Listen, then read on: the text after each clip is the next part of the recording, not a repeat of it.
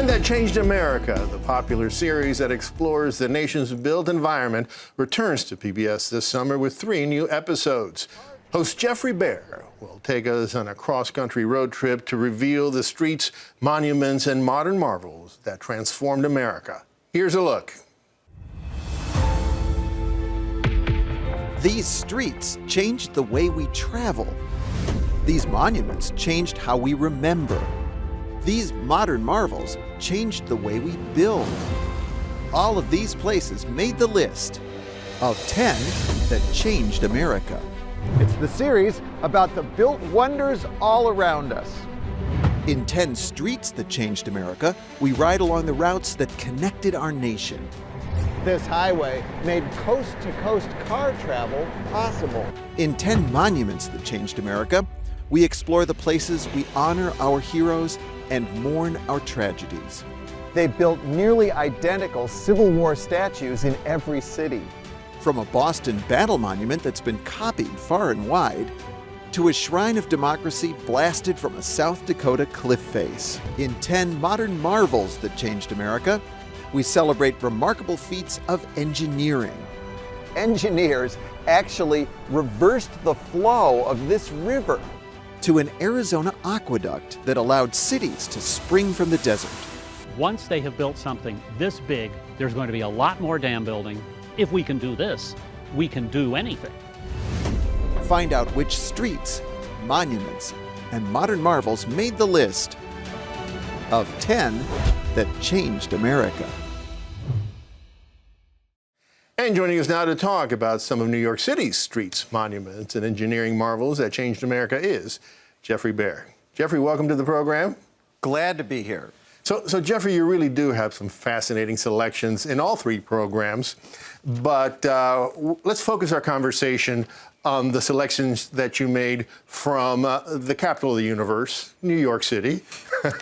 And let's... Well, you know, I'm out here in Chicago, and we think this is the capital of the universe. Well, of course, you're wrong. But we do have to confess we picked a lot of New York locations. Thankfully, you did. So let's start with Broadway. First of all, who first carved out this trail that was to become Broadway, and when was it? Well, it was a Native American road centuries before non-Native peoples, came to Manhattan, and of course it followed high ground from the southern tip of Manhattan all the way up to Canada, and it was used as a trading route for Native Americans for centuries.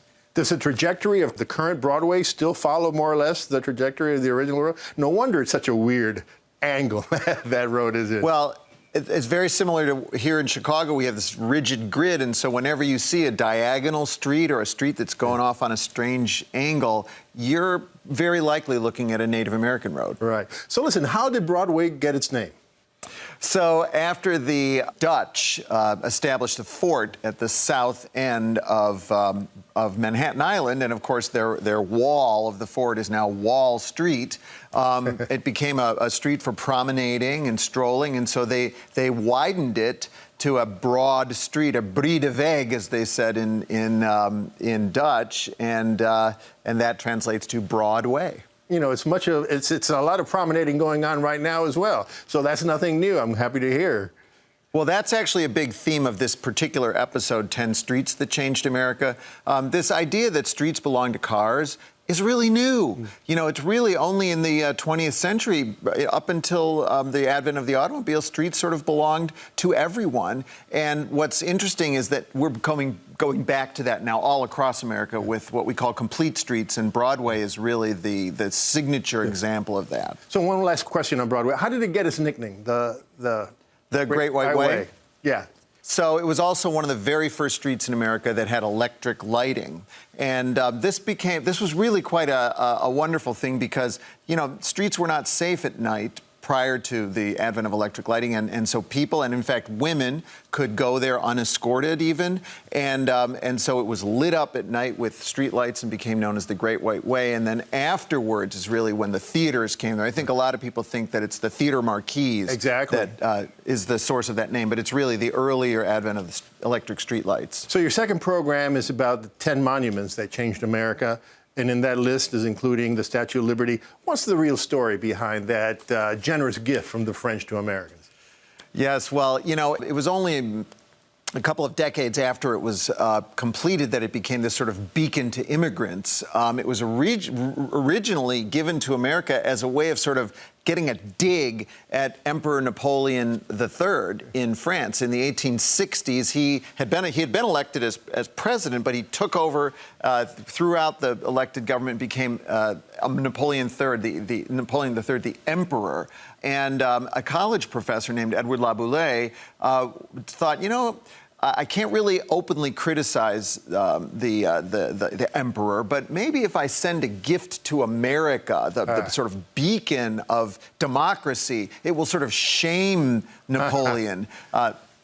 So that was the original reason a generous for it. gesture, but a dig at the emperor. I like that. I like that very much. Yeah. Let's move to your third program, which I think really shows the transformative and steadfastness of our nation despite the challenges we faced. Let's talk about the Holland Tunnel, a real engineering marvel. Talk about what made this such a unique marvel. Well, there had been tunnels under waterways before, but they were always for trains. And trains just go through every now and then. They maybe have a little smoke, but there's no big deal. Now, when you're going to have thousands and thousands and thousands of cars going through there, no one knew how to do it. It would just become a poisonous gas chamber filled with automobile exhaust. So although Clifford Holland is remembered as the father of the tunnel, and he was the great engineer who figured out this crazy way to tunnel with compressed air so that the tunnel builders could breathe down there and the water would stay out during construction. You know, that was Holland's innovation. He was the tunnel builder, sort of the Elon Musk of his day, with Elon Musk and his tunnel company.